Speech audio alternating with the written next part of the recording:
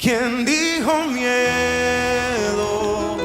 Si yo camino con el Rey del universo, yo soy el hijo del que todo lo hace nuevo. El dueño de esto es mi papá.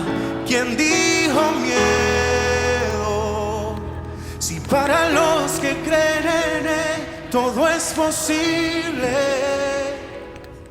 Y Él me levanta cuando todo está perdido, cuando no hay fuerzas para más. Ahí aparece mi papá.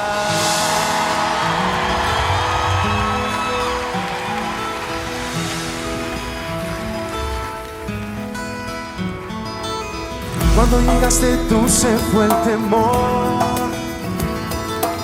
llegaron a quedarse la alegría.